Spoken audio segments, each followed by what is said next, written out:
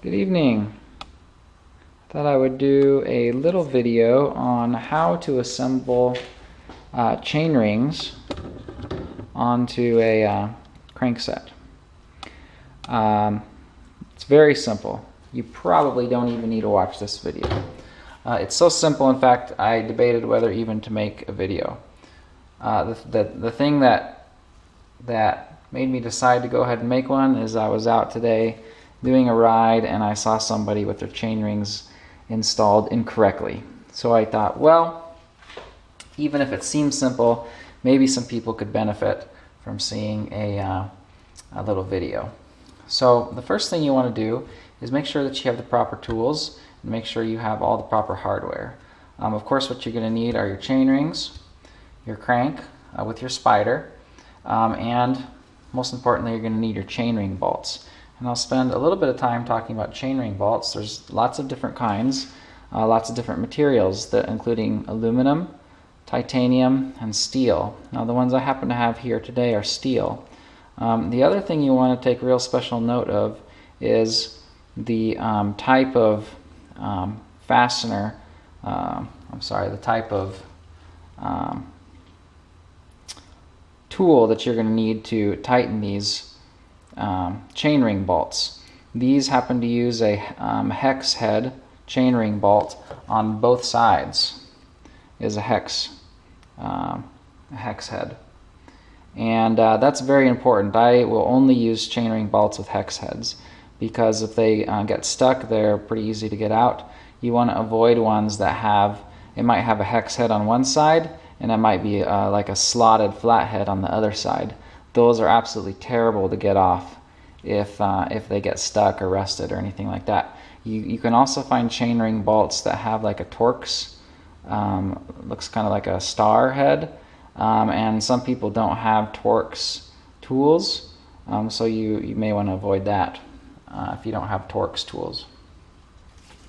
So what you want to do here is I like to start with the small chain ring, and it really doesn't matter this orientation so much, but there is this one happens to say this side facing towards the frame. So if it says something like that, you want to go ahead and do that. So I'll just place it on there, and what I like to do to keep things from banging around while I'm trying to piece it together is just use a little bit of masking tape or painter's tape to hold it on there until I have a bolt or two in.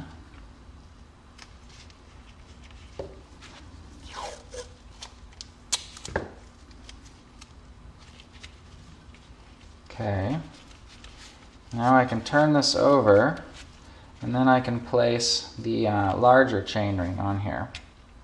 Now here's where some people make the mistake. Your larger chain ring is going to have a little protrusion on one face. Maybe you can see it there. This little protrusion right here, there's a very specific reason why that's there, and this helps you put the chain ring on correctly. This protrusion needs to be directly behind your crank arm.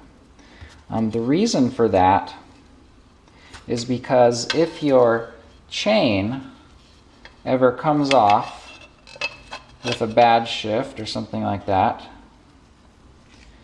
you don't want the chain to come down into this groove down here, because that'll tear things up and mess up your crank arm, and you may not be able to get your chain out. So that's why that little thing is there, and that's how you want to orient your large chain ring. Okay, so once this is together, you can go ahead and place your chainring bolts in, and some people will use Loctite on these. Other people will recommend that you grease the threads before you put it on. Now I prefer to grease the threads. The reason is because I actually take my chain rings off quite a bit when I swap them out. And in fact, I'm actually going to be changing out these chainring bolts shortly for some black ones so that it kind of matches better. So I am not putting Loctite, but I am putting a light layer of grease on the threads so that they don't get, you know, rusted on or corroded or anything like that.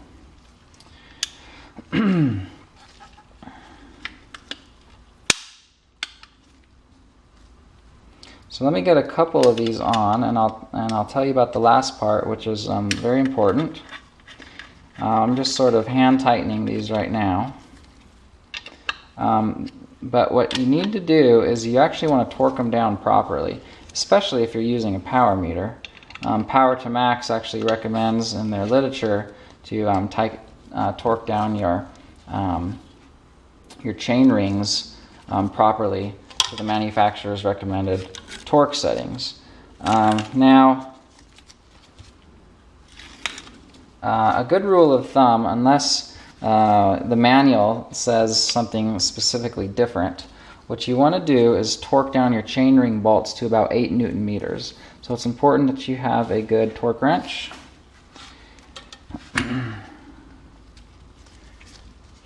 And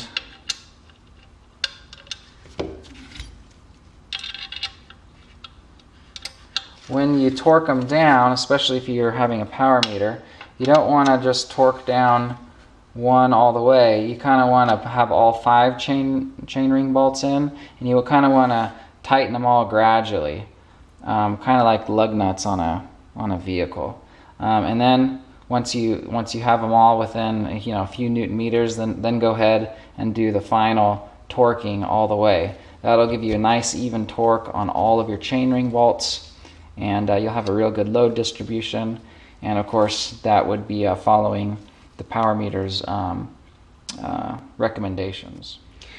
I made a little bit more progress on this process here, and what I've done is I've put all 5 of these in, and I've torqued them down kind of hand tight.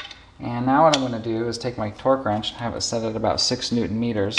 I'm just going to work my way around and get them all to about 6 Newton meters, and then I'll go around one final time at 8 Newton meters. And that way I kind of gradually approach the torque spec. One thing I neglected to mention is that there are different lengths of chainring bolts. There are some chainring bolts for a single chainring, if you're running a single chainring setup, and there are chainring bolts for a double chainring, which most road bikes have a double chainring. And I think I measured these earlier, and they have an inner spacing of about 0.3 inches, which I think is about 7 millimeters. So that's that works for a standard double chainring. I think there's even some for triple chainring, but I've never had a triple chainring, so I'm not exactly sure how the length on those vary. Okay, I've been all the way around with the 6 Newton meters, so I'm just going to increase to 8 Newton meters and go around one more time. So I think you get the idea. Thanks for tuning in.